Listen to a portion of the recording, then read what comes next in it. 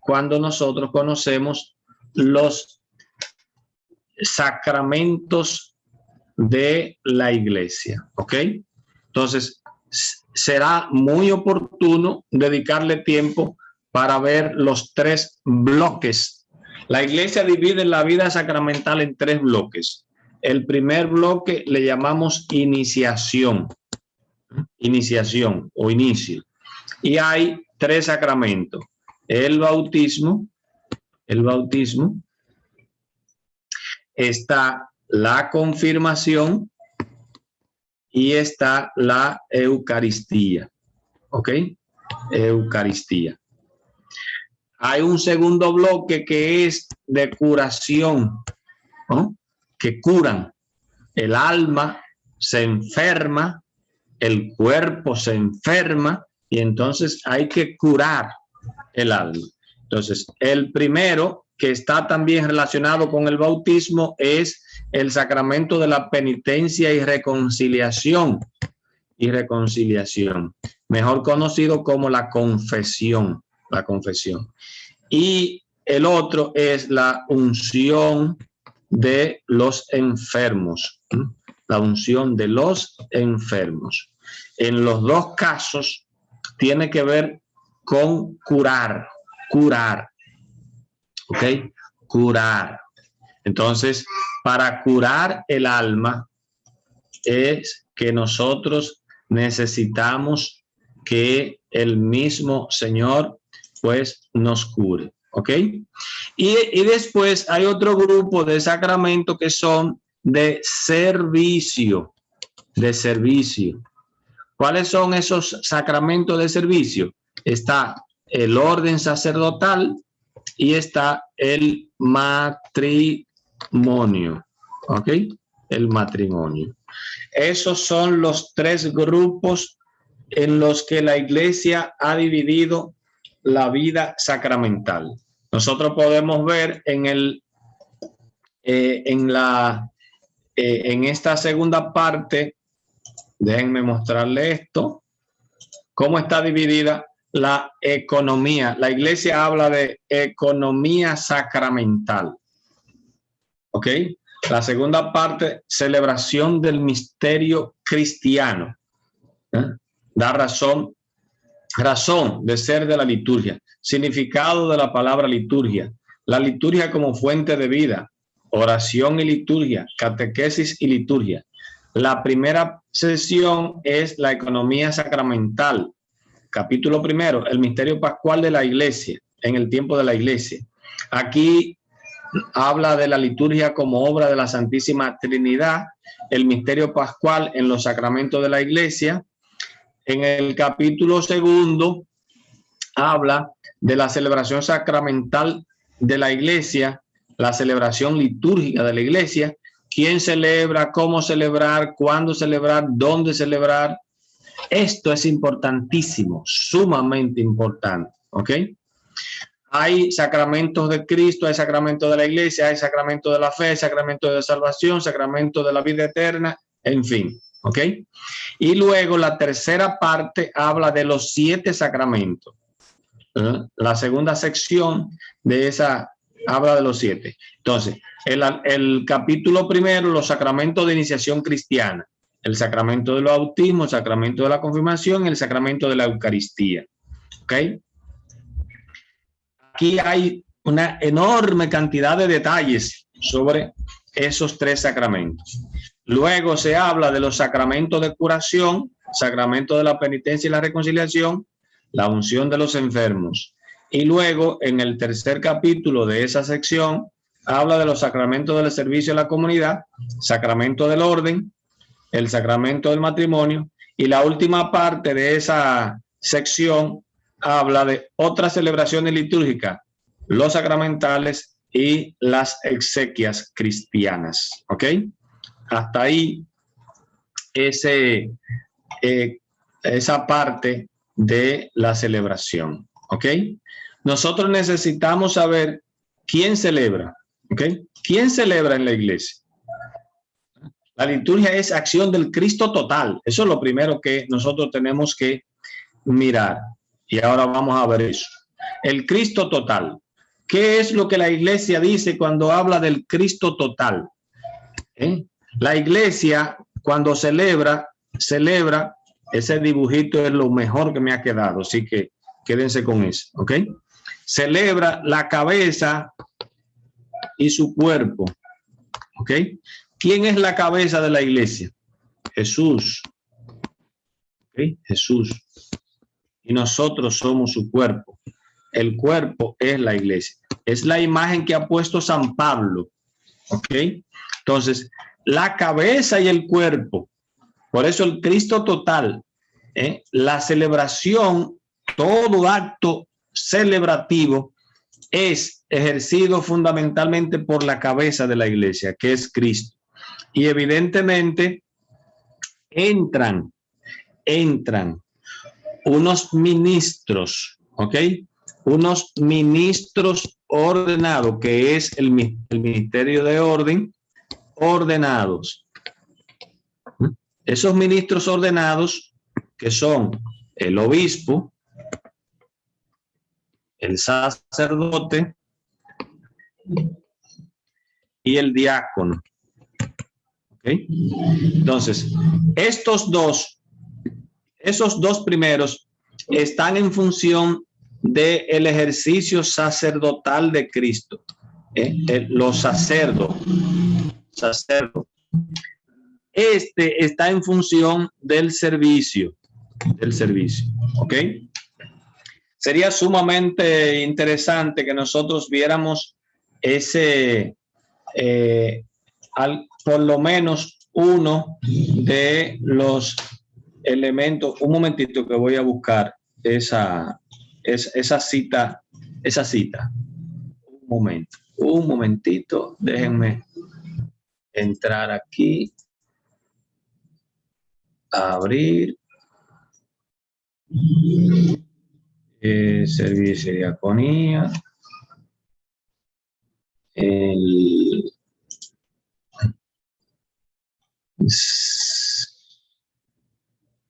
1570. Vamos a ver el 1570 de del catecismo, el 1570, ¿ok? Vamos a ver eso. El 1570 del Catecismo de la Iglesia Católica. Vamos a buscarlo. ¿Cómo lo buscamos? Buscamos por aquí. Denme un momentito.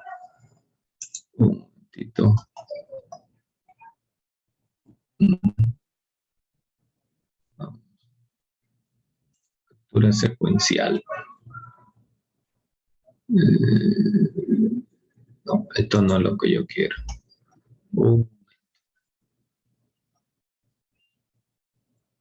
Ahora sí. El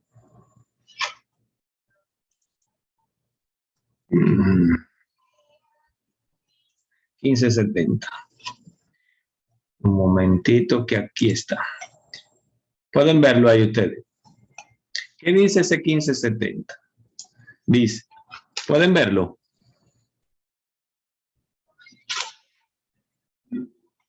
Paola, ¿se puede ver?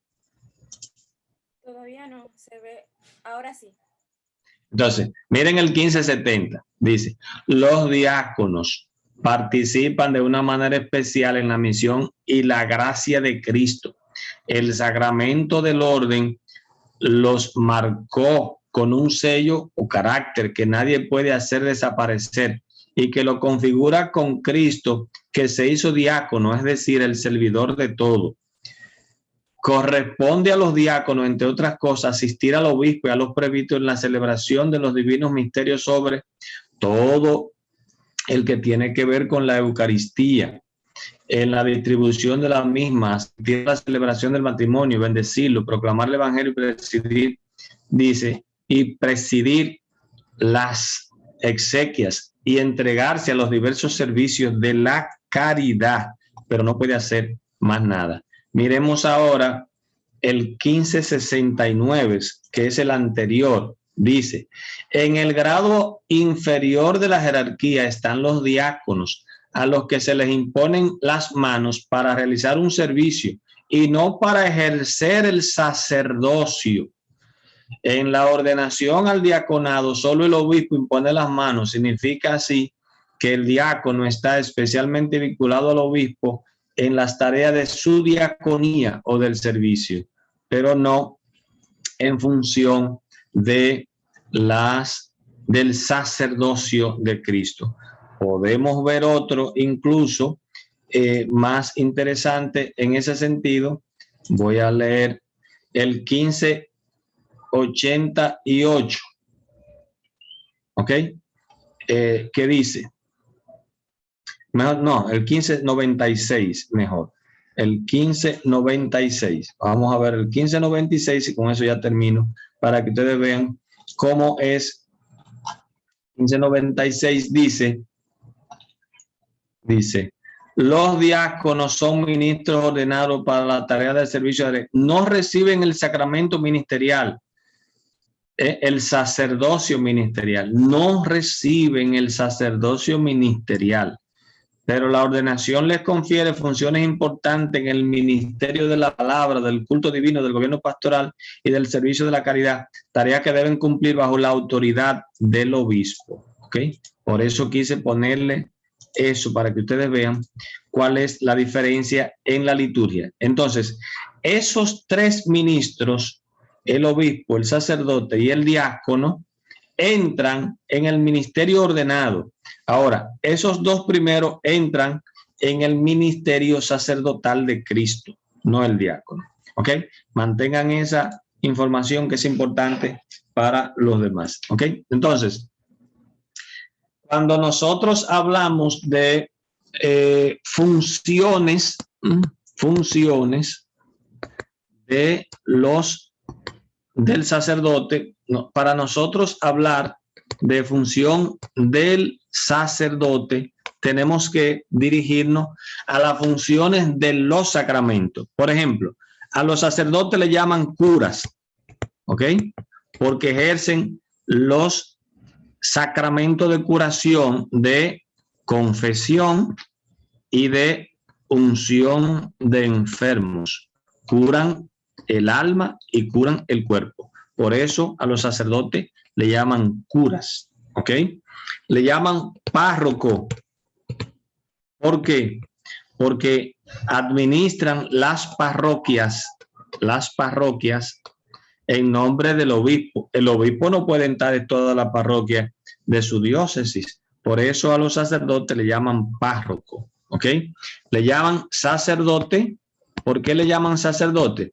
Porque ejercen el sacerdocio de Cristo. Ellos son los únicos que pueden ejercer el sacerdocio de Cristo. O sea, unen nuestra limitación humana a la gloria de Cristo. ¿Qué otro nombre tienen los sacerdotes? Le llaman padres. ¿Por qué? Porque engendran hijos para la iglesia, sobre todo en el bautismo. ¿Ok? Los primeros que llamaron padre en la fe fueron los discípulos de Pablo. Y Pablo les llamaba, ustedes son mis hijos, a Tito, a Timoteo, al mismo Lucas, tú eres mi hijo en la fe. Yo te he engendrado para Dios, yo te he catequizado, yo te he bautizado. Entonces, por eso a los sacerdotes le llaman padres, porque en la función de bautizar engendran los hijos de Dios y de la iglesia. ¿Qué otro nombre le llaman a los sacerdotes? Bueno, no sé. Entonces, cada nombre de eso entra en una función de la vida sacramental. ¿Ok? Ahora, otra cosa importantísima que yo no quisiera perder esta oportunidad para que ustedes vean los elementos fundamentales de los sacramentos. La primera cosa es la materia, ¿ok? La materia de cada uno, materia. La materia es lo que se requiere de la naturaleza para hacer el sacramento y para que se haga el sacramento. La materia del primer sacramento es el agua, un elemento el más común de la naturaleza, ¿ok? Para bautizar se necesita agua. Para bautizar se necesita agua. ¿Ok?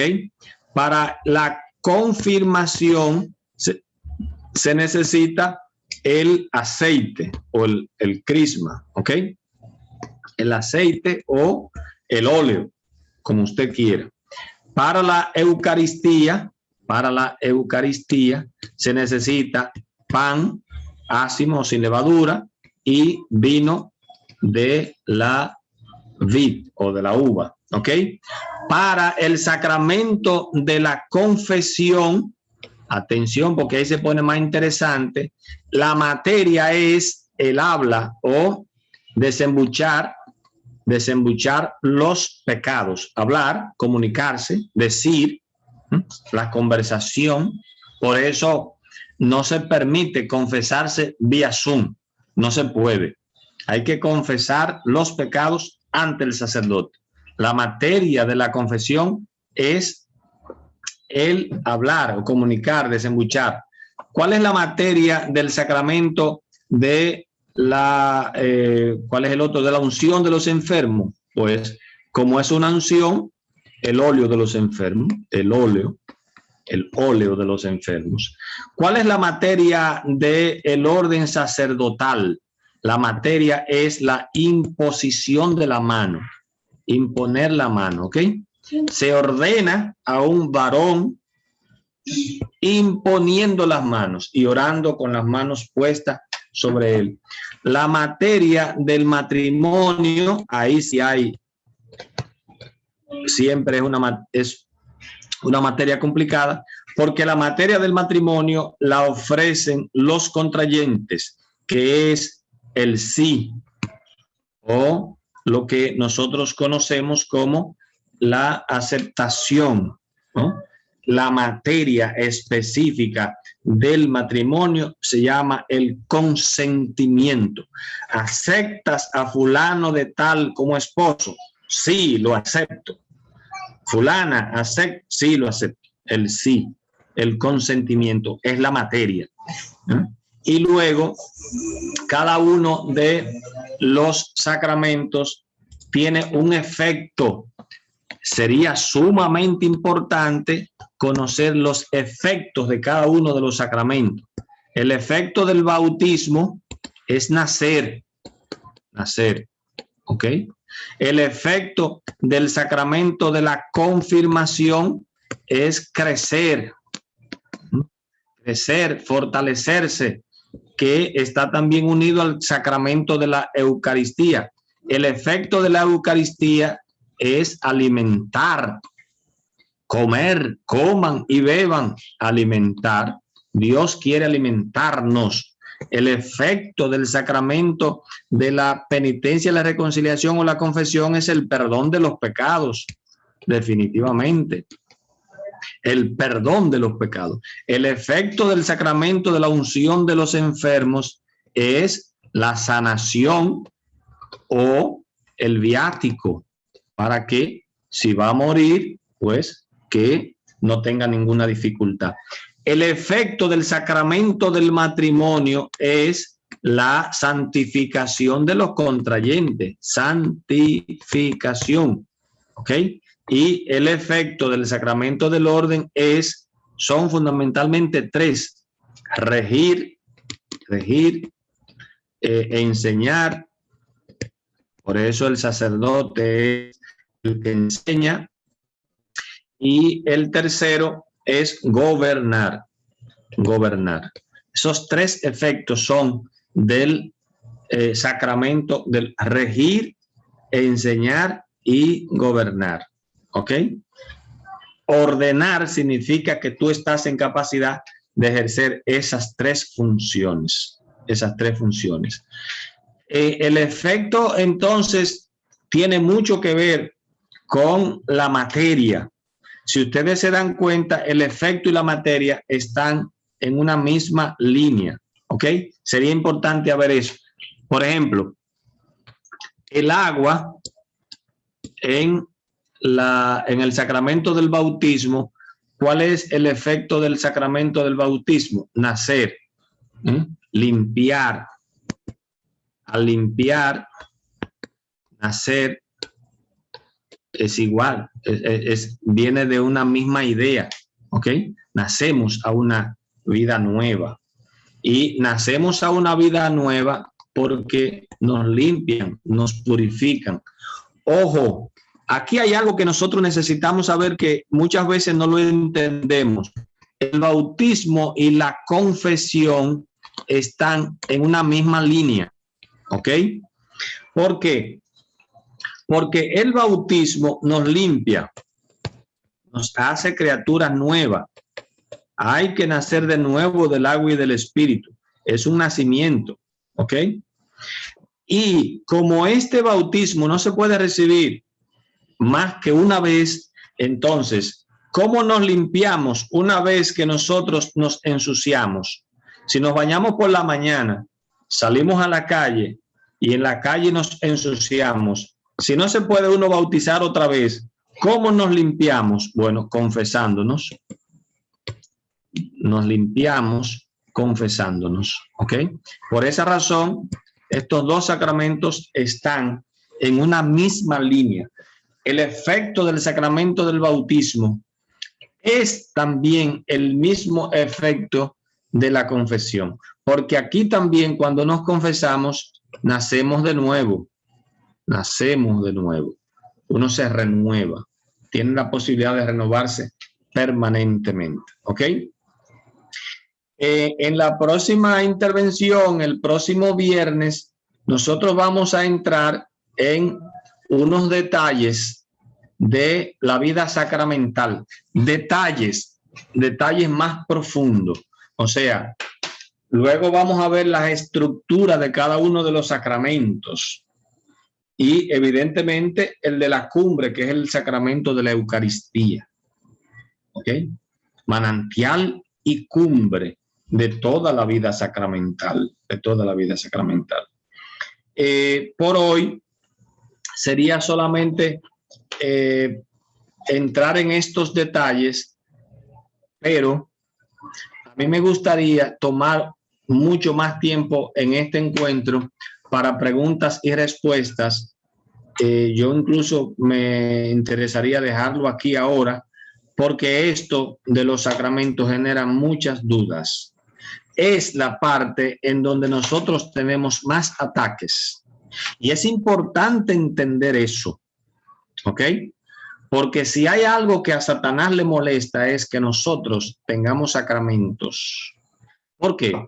Porque la vida sacramental es la forma privilegiada de la presencia de Dios en nuestra vida hoy, día a día, minuto a minuto, hora tras hora. Jesús, Dios, en sentido estricto, la Santísima Trinidad está presente a través de los sacramentos. Donde quiera que se ha celebrado la Eucaristía hoy, Jesús se ha entregado de nuevo. Jesús se ha entregado de nuevo por los pecados de toda la humanidad hoy, hasta hoy. De manera que en cada Eucaristía Jesús borra los pecados de toda la humanidad y nos hace criaturas nuevas. Y eso a Satanás le molesta y quiere destruir a la iglesia, porque destruyendo a la iglesia destruye la vida sacramental. Da mucha pena que eso no se entienda y por eso hay tanta gente que yo me atrevería a decir muy triste, porque se dejan carcomer el cerebro y el corazón de Satanás cuando dicen: ay, yo no voy a volver a misa porque ese padre es un padre lleno de pecado, un hombre débil. La iglesia suple la debilidad de ese hombre, porque ese hombre está actuando ahí in persona Christi. Y cuando nosotros tenemos la actitud de no ir a la iglesia porque ese padre no me gusta, porque ese padre, qué sé yo, lo que sea, Satanás se ríe con la última muela de atrás. ¿Por qué? Porque esa justamente es el negocio más serio que Satanás quiere: desanimarte a la vida sacramental. Repito, Y esto, hermanos míos, eso se está cumpliendo. Pongamos atención a eso. ¿Saben cuántos matrimonios se celebran en las parroquias hoy día? Hay parroquias que en un año no han celebrado matrimonios. Hay parroquias que celebran, ¿qué? 5, 6, 7, 8 matrimonios en un año. Y eso es lo que Satanás quiere.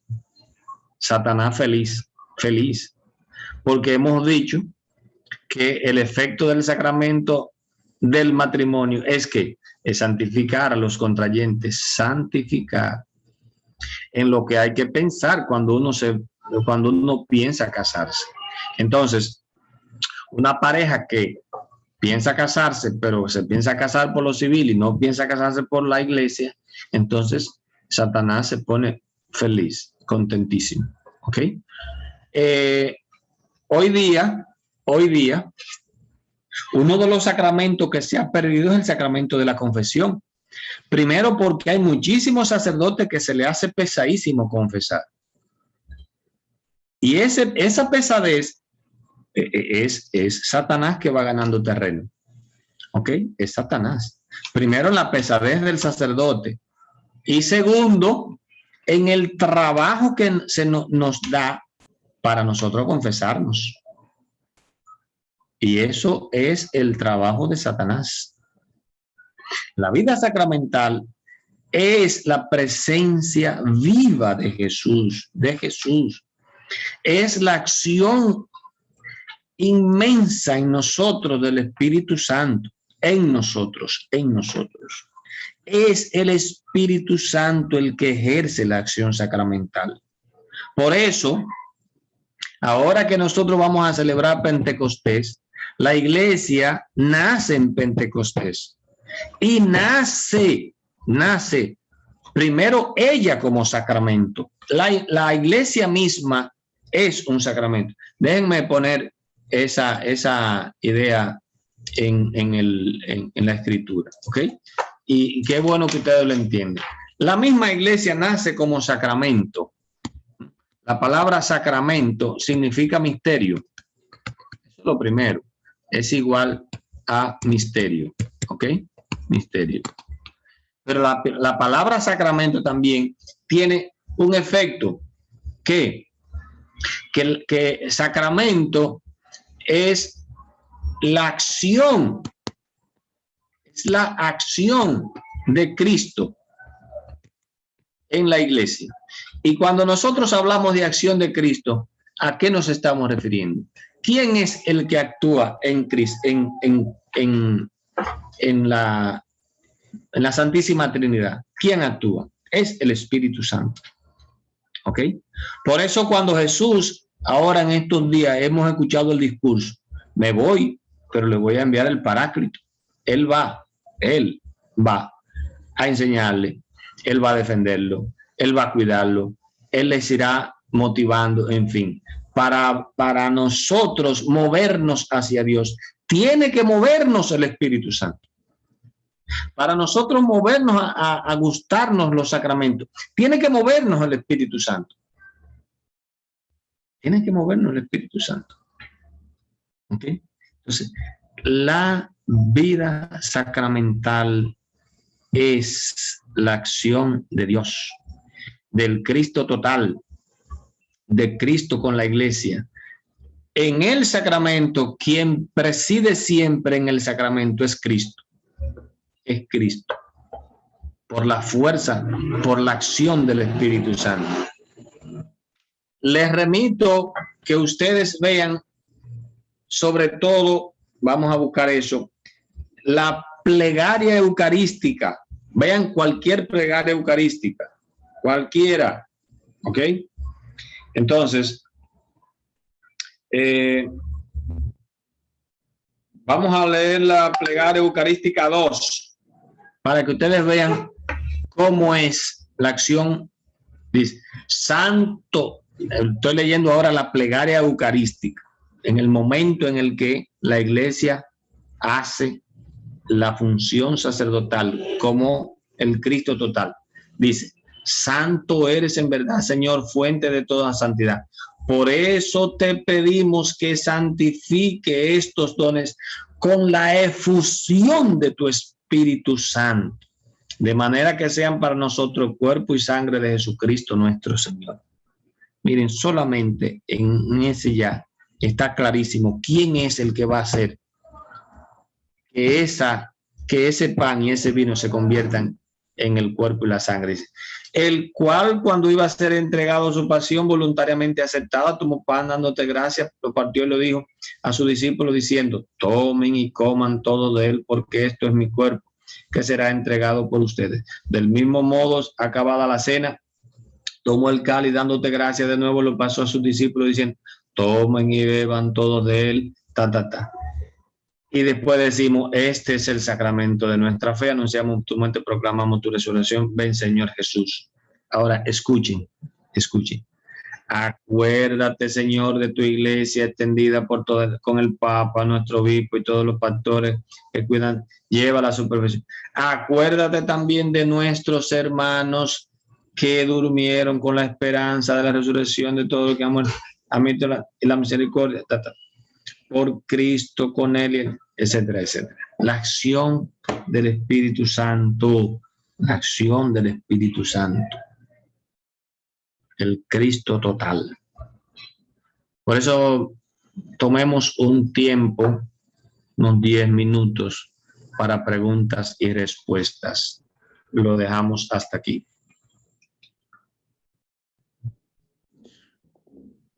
Muchas gracias, Diácono Frank. Vamos a ver, escribieron por el chat ahora mismo. Dice José Di Valerio: saludos, Frank. Sabemos de la validad y autenticidad de nuestros sacramentos, pero la Iglesia también puede, en ciertas situaciones, tener esa autoridad para invalidarlos.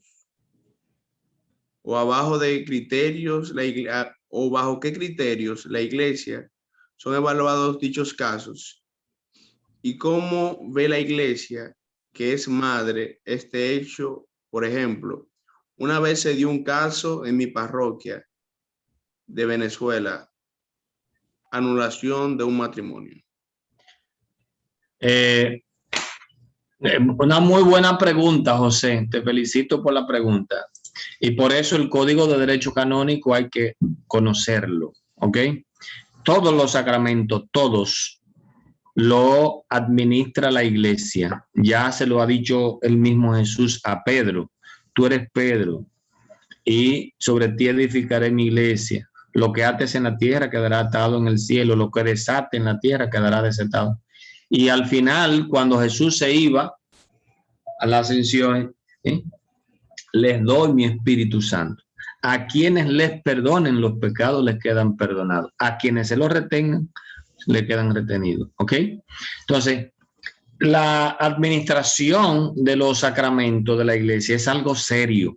Tú no puedes relajar con eso. Ojo, tú no puedes desperdiciar lo que Dios te ha puesto en tu mano para, no se puede votar.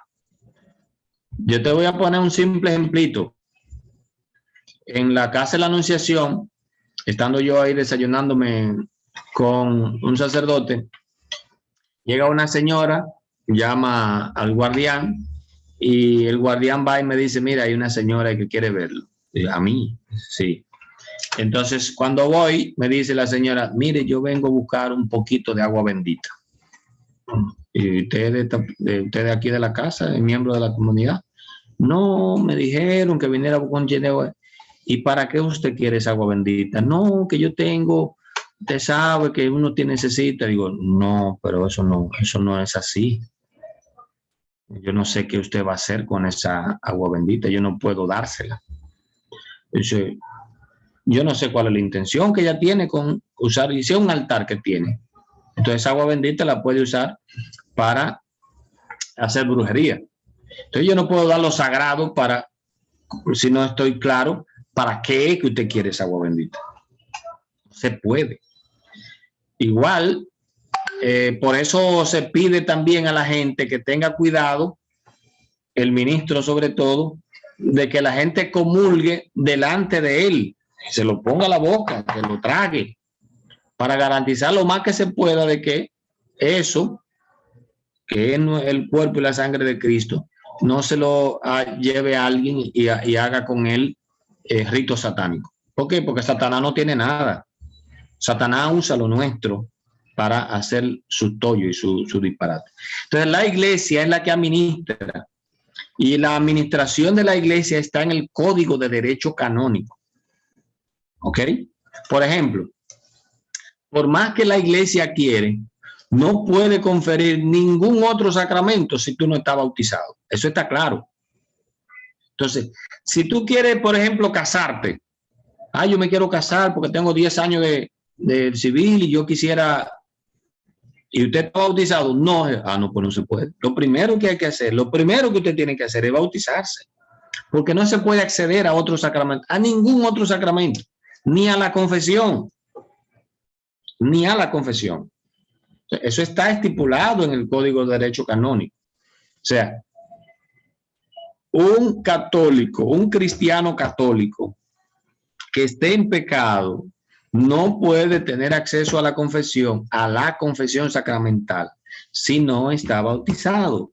Ahora, puede pedir una dirección espiritual, pero no se le dará la absolución de sus pecados porque no está bautizado. No está bautizado. ¿Okay? Entonces, esa pregunta tuya es válida. La iglesia es la que establece quién puede acceder a un sacramento o no. Y sobre todo, esos dos grandes sacerdotes, esos dos grandes sacramentos que son del servicio a la comunidad, son los sacramentos más complicados. El sacramento del orden, la ordenación sacerdotal, presbiteral, episcopal y diaconal, es el sacramento más complicado. Y el sacramento del matrimonio. Entonces, el sacramento del matrimonio es un sacramento importante, muy importante. Entonces, tú no puedes acomodar a la gente para que no cumpla lo que exige el sacramento. Entonces, ahí es donde mucha gente se queda, que prefiere casarse por lo civil. ¿Ok? ¿Por qué? Porque por lo civil, una vez yo me canse de mi esposa, buscaré una justificación para irme con otra. La gente no se divorcia porque necesita divorciarse. La gente se divorcia porque se enamoró de otra y busca una justificación para dejar a su esposa que ya se cansó de ella. El problema es que la iglesia eso no te lo admite, porque en la iglesia no hay divorcio. Entonces, por eso la gente prefiere casarse por lo civil. Porque por lo civil, yo duro 3 años, 4 años casado, me harté de mi esposa y ahora hay que buscar una justificación para divorciarme. Porque me enamoré de otra, ahora estoy también saliendo con otra y ya la idea es divorciarme, separarme para irme con la otra. Y por eso es más fácil. La gente no está accediendo al sacramento del matrimonio sacramentalmente por lo que sigue. Bueno, pues la iglesia no puede jamás acomodar y ese es el pleito grande que tiene la iglesia con la sociedad moderna. Porque la sociedad moderna lo que busca es acomódenme. Yo quiero vivir con un hombre, por favor, acépteme como sacramento esto. Pues no puede. Mire, acomódenme que si me embarazo en una relación prematrimonial, antes del matrimonio, acomódeme la cosa, acépteme eso y permítame seguir siendo un buen católico. Pues no se puede. No se puede. Es un asesinato. El aborto es un asesinato. Esas famosas causales no son causales nada. Lo que se busca es un bajadero para que las muchachas que comienzan a tener su vida sexual activa a los 13 o los 14 años, que salen embarazadas, matar a esa criatura para evitar la deshonra o para no complicarse la vida. Es para eso las causales. Entonces, por eso la iglesia está chocando con esta sociedad moderna. Porque la sociedad moderna quiere que le acomodemos y la iglesia no puede admitir eso. Ahora mismo en Alemania hay un lío tremendo, un lío enorme, que está poniendo en jaque mate la unidad de la iglesia actualmente, porque la iglesia alemana está intentando acomodar a todos los grupos, a los homosexuales, a las lesbianas, a los luteranos, a los protestantes, queriendo tirarle como alfombrita roja para que, y las cosas no son así. Bien, José David. Sí, Fran, o sea, yo te lo comento porque, o sea, es algo que el sacramento es algo que va sellado en el Espíritu, o sea, en la Santísima Trinidad. Y por lo menos cuando pasó ese caso que, o sea, yo, primera vez que yo veía eso, a esa persona, porque es un hermano muy, muy cercano, que él es muy activo en la iglesia. O sea, le llegó un comunicado, una carta, ¿verdad? De la iglesia, creo que venía de Roma incluso. La Santa Sede. Si es una anulación de un matrimonio, eso es un tribunal de la Santa Sede, solamente este tribunal eclesiástico de la Santa Sede que puede decir si hubo indicio de nulidad de matrimonio. La iglesia no divorcia, eso es lo primero. Claro, claro. No divorcia. Lo que la iglesia hace es que encuentra alguna causa de nulidad. Causa de nulidad. ¿Ok? Y esas causas de nulidad están también muy bien estipulados en el Código de Derecho Canónico. ¿Cuáles son las posibles causas de nulidad que pueden declarar a un matrimonio nulo? Entonces, lo que la iglesia hace en ese tribunal eclesiástico, en cada diócesis hay un tribunal eclesiástico para reunir esas evidencias, y es un proceso larguísimo. Sí, El sí. mismo Papa Francisco ha hecho ahora un motu propio para disminuir los pasos, porque antes eran demasiadas trabas, para ver algunos casos. Incluso, ¿Okay? por lo menos ese hermano, yo sé que el proceso duró su tiempo, porque es como tú dices, o sea, la iglesia no buscaba la separación. O sea, siempre había un asesoramiento de la iglesia de que, ajá, pero vamos a hablar, o sea, qué es lo que está pasando, hasta que vio que una de las partes, o sea, como que no tiene la intención, diría yo, no sé cómo explicarlo, porque ese caso fue sorprendente. Pero el hecho fue que me sorprendió, o sea, porque si el sacramento tiene una validez, o sea, ¿cómo hace la iglesia para, no, mira, no, o sea, lo anula, pues, no sé. Sí, lo declara nulo. Sí, hay otra intervención también que dice, o sea, que también si los cursillos y los futuros esposos no están preparados y el padre designa que no están para eso, él tiene derecho a decir que no. El sacerdote, el administrador del sacramento, que es el párroco, el obispo es el último responsable de toda la parroquia, ¿ok? El obispo. Es bueno entender eso. El obispo es el dueño de todas las parroquias. Y el obispo, como no puede entrar en toda la parroquia, delega a un párroco, nombra un párroco. Y por eso, en cada toma de posesión, es el obispo que va y posesiona al sacerdote. Dice, aquí está tú actuando en mi nombre. ¿Ok?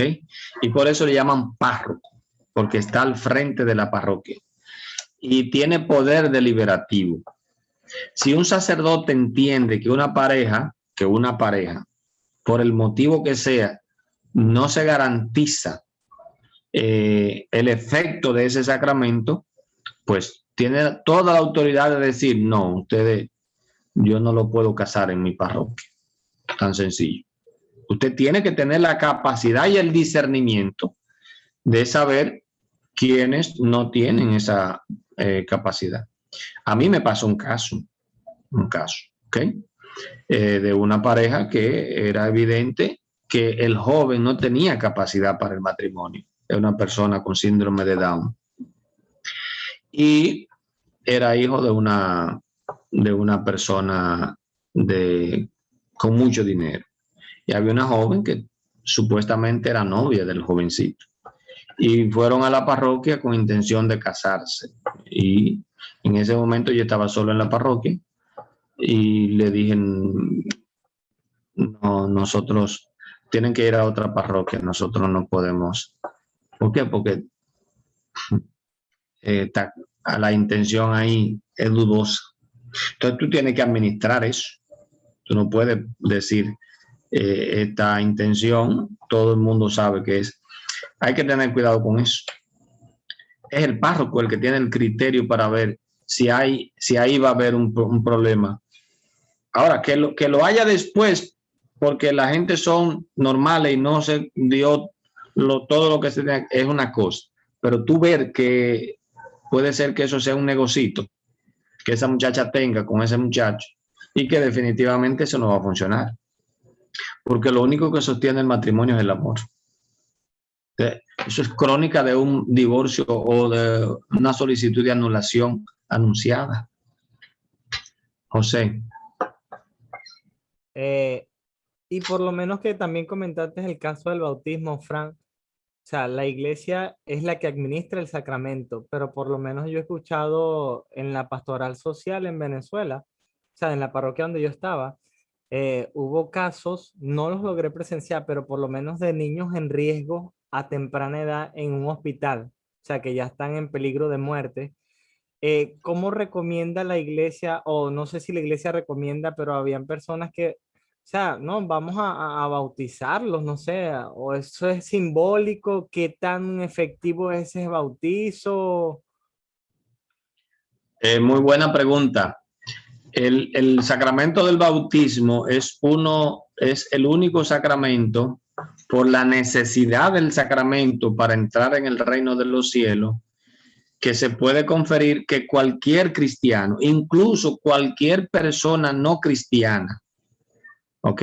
Ante un peligro inminente de muerte, si una persona está en capacidad y te dice, bautízame, tú puedes, con la señal de la cruz, yo te bautizo en el nombre del Padre y del Hijo y del Espíritu Santo, y es un bautismo válido por el deseo del que está en peligro de muerte. Y ahí la fe de esa persona y la fuerza del misterio suple la fuerza del misterio. ¿Por qué? Porque no soy yo que bautizo, es el Señor que bautiza. Entonces, eso se llama bautismo de emergencia. Ajá. Me ha pasado, escucha bien, cuando yo era apenas un jovencito en Miches, estaba en jornadas vocacionales, te estoy diciendo de 18 años. Recuerdo porque había terminado recientemente el bachillerato y ya estaba haciendo jornadas vocacionales con el Instituto Voluntas Dei. Y llegando a Miches, en la casa curial había una señora esperando al padre. Y me dice llorando, mire, yo estoy esperando al padre hace una hora. ¿Y qué le pasa? Mi hijo está agonizando. ¿Qué edad tiene su hijo? 11 años. Vamos. Y nosotros fuimos, conseguí con una señora cerca, ¿usted tiene agua bendita? Sí. Conseguí agua bendita y lo bautizamos de emergencia. Resulta y viene a ser que la señora consiguió la posibilidad de llevarlo al hospital. Ese niño se salvó, aún estando en peligro de muerte. Y luego entonces, cuando fueron donde el sacerdote, mire, nosotros vinimos, claro, yo le hice el comentario al padre después que llegué a la casa y todo, y lo que hice, dice, pues muy bien, si se murió, está bautizado. Cuando 11, 15 días después, la señora fue donde el padre y le dice, mire, por suerte mi hijo se salvó. Dice, ok, entonces ahora tenemos que completar el rito. Tal día tiene que venir a completar el rito. ¿Ok? Si se hubiera muerto, yo siendo apenas un aspirante al seminario, estaba bautizado. Y es un sacramento que suple, porque la fe de ese niño dependía de la fe de los padres. ¿Ok? Suple. En un accidente o en un avión, por ejemplo, en un caso interesante es, un avión va en picada, estamos a 10.000 metros de altura, uno que ha dicho que es ateo toda su vida, siente que el avión va para abajo y se va a morir, y le dice al de al lado, mira, yo nunca he tenido fe bautísima, yo te bautizo en el nombre del Padre, del Hijo y del Espíritu Santo, ese está bautizado y va para el reino de los cielos, porque tuvo intención de bautizarse, pidió el bautismo. Interesante eso. ¿Okay? Sí. Ajá, Fran, ya, y disculpen todo, pero es que por lo menos en cuanto al bautizo, o sea, me parece, o quizás porque uno sea en parte celoso con nuestra fe católica, ¿verdad? Pero porque, o sea, si el Espíritu Santo es uno, ¿verdad? Y tú como católico, como hay católicos que se bautizan en la iglesia católica, ¿verdad? Y después en su camino se desvían y se van por otras cosas. Y entonces, no, que ese bautismo no, sino que te vamos a bautizar nosotros en nuestra iglesia y la gente cree que ese bautizo sí es el, o sea, hay una discrepancia ahí porque no es el mismo espíritu, digo yo. Mira, en esto, para tú entender eso, tienes que hablar un poco sobre la sucesión de los apóstoles, ¿ok? La sucesión. Eso es un elemento importantísimo. Para entender eso que tú planteas, tenemos que hablar de la sucesión apostólica, ¿ok? El Espíritu actúa donde quiera y cuando Él quiera. Eso tenemos que estar claros. Nosotros no tenemos en una reja al Espíritu Santo para que actúe solamente en la iglesia. ¿Ok? De ahí viene lo que se llama el acercamiento a las demás religiones como buenas y válidas. Ahora, por ejemplo, la Iglesia Católica una vez bautice, ese bautismo implica un carácter, o sea, un sello indeleble, imborrable, que no tiene forma ni de quitárselo y no necesita que se repita. Si un cristiano católico deja de ser católico y se va a una iglesia protestante, a una secta de eso, y el pastor le dice, usted no está bautizado en mi iglesia, y él acepta bautizarse, eso es agua banal. Agua banal. ¿Ok? ¿Por qué? Porque usted está bautizado y bien bautizado. Y ese bautismo ha sido sellado en ti. Eso es agua banal, que la ignorancia de los cristianos católicos que se van de la iglesia lo aceptan como bueno y válido. ¿Ok? Ahora, pasa lo inverso. Si tú te bautizas en una iglesia de esa protestante, por ejemplo, le pasó a Scott Hahn, léanse el libro de El regreso a Roma, Roma, dulce hogar, de Scott Hahn, ¿ok? Scott Hahn se bautizó porque él entendió que este es el verdadero sacramento del bautismo. ¿Ok? No, nosotros tenemos una cosa ahí que hacemos, dice Scott Hahn, pero el verdadero sacramento del bautismo es el de la Iglesia Católica.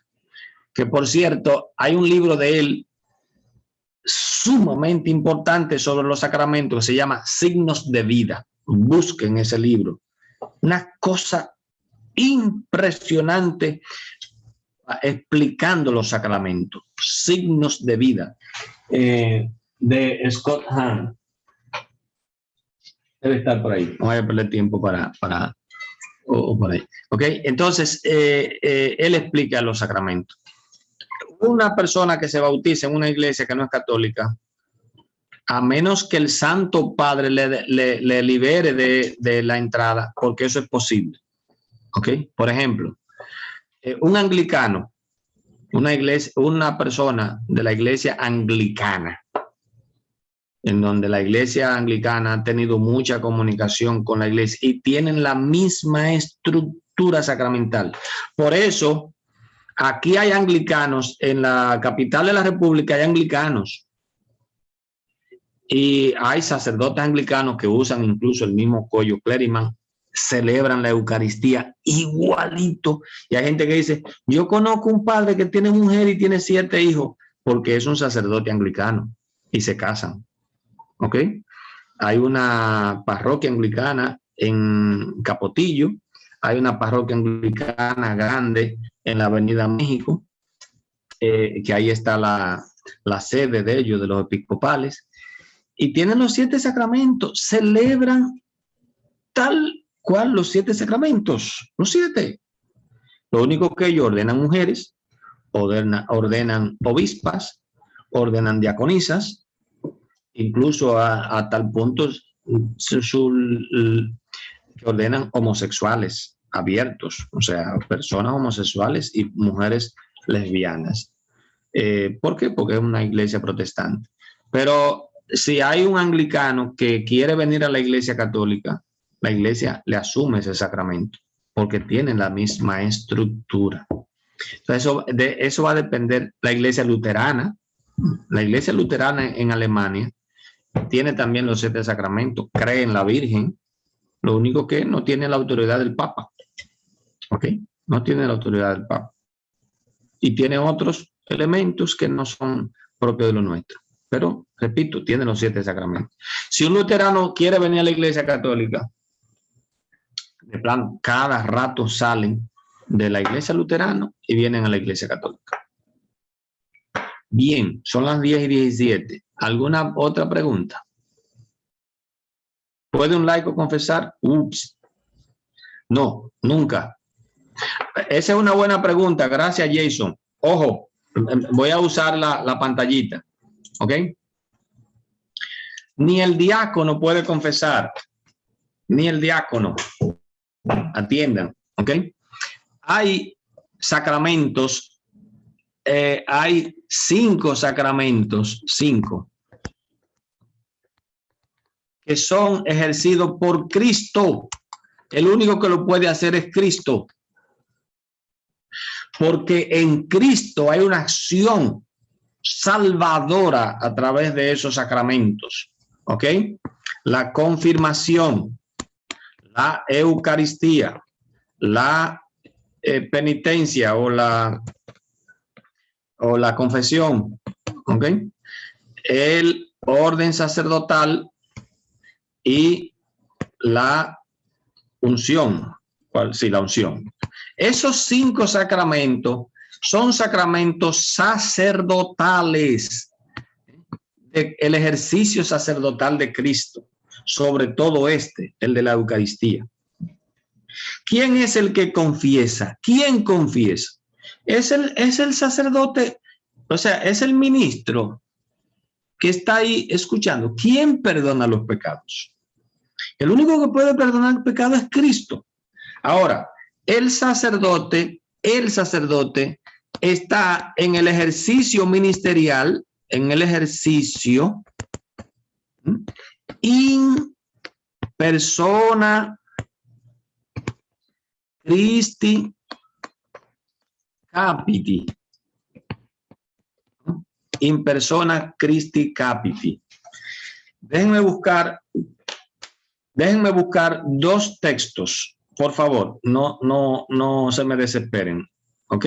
Voy a buscar 2 textos solo, o 2 textos. El número 1548 del Catecismo de la Iglesia Católica, el 1548. Entiendan qué belleza es esto. Y del 1548 vamos a ir a otro, atiendan. Déjenme terminar de esto. Con esto vamos terminando ya. Pero bueno, la pregunta es buenísima. ¿Ok? ¿Se puede ver el catecismo ahí? Paola. Sí. Miren lo que dice el 1548. Atiendan. En el servicio eclesial del ministro ordenado es Cristo mismo quien está presente en su iglesia como cabeza de su cuerpo, pastor de su rebaño, sumo sacerdote del sacrificio redentor, maestro de la verdad. Es lo que la iglesia expresa al decir que el sacerdote, en virtud del sacramento del orden, actúa in persona Christi capitis. El ministro posee en verdad el papel del mismo sacerdote, Cristo Jesús.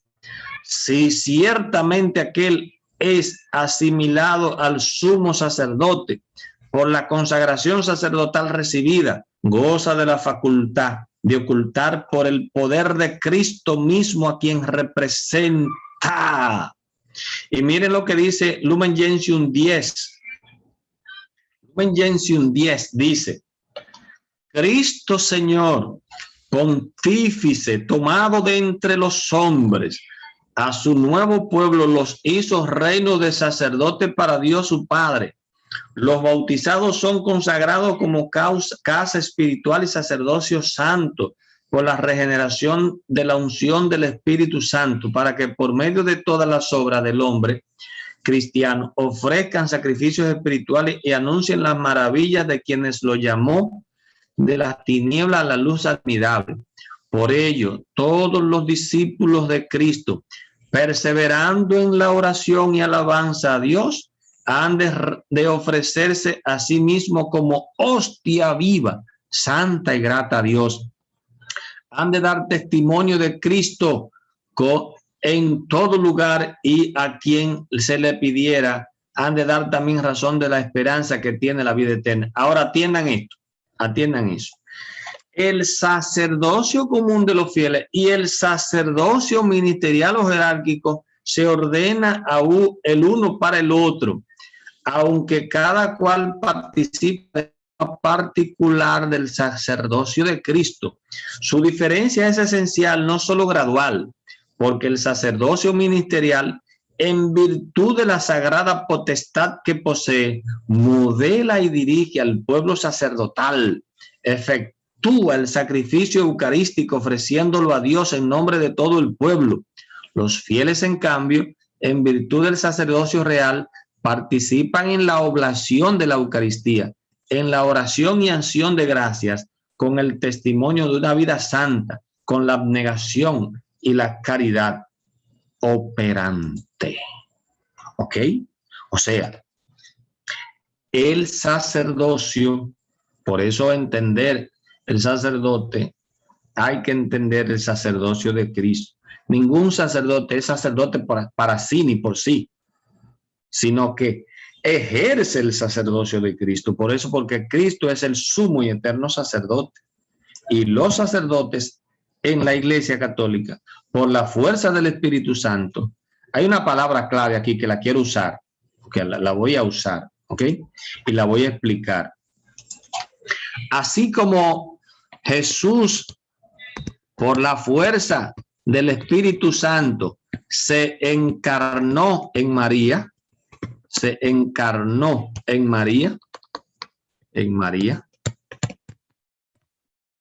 así Jesús, atención, por la fuerza del Espíritu Santo, se encarna hoy, se encarna en el sacerdote. Y desde esa encarnación de hoy, actúa en cada sacerdote.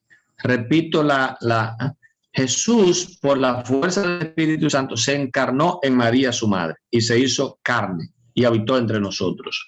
Jesús, por la fuerza del Espíritu Santo, se encarna hoy en el sacerdote y por eso actúa en y por el sacerdote.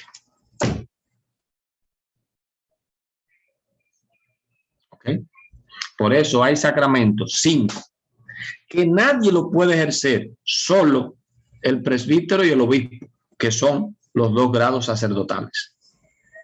Yo no puedo celebrar la Eucaristía, yo no puedo confesar, soy diácono permanente y no puedo confesar, no puedo celebrar la Eucaristía, no puedo hacer la unción de los enfermos, no puedo ordenar sacerdote, no puedo ungir a un enfermo, no puedo.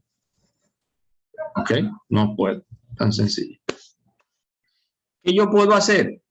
Yo puedo distribuir la comunión, tener la celebración de la palabra y distribuyo la comunión, que ya está consagrada por el sacerdote. Yo puedo visitar a un enfermo, hablar con él, animarlo, pero no es la unción de los enfermos. Hay gente que me dice, ¿y usted puede venir a mí? No, yo puedo ir a rezar por él, en fin. Yo puedo llevar una dirección espiritual. Si alguien tiene un problema, ¿yo puedo hablar con usted? Sí, pero no está confesándose. Es importante que usted sepa que esto no es una confesión. Yo no puedo darle la absolución de los pecados. Usted tiene que buscar a un sacerdote que lo confiese. ¿Ok? Ahora, usted puede contarme sus problemas y yo le voy a dar un consejo en la medida de mis posibilidades, pero no es una confesión.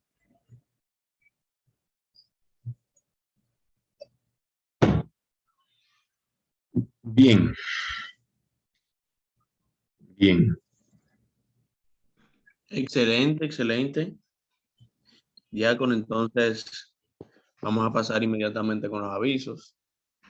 Decirle que sigamos animándonos. Miren qué bueno está todo esto.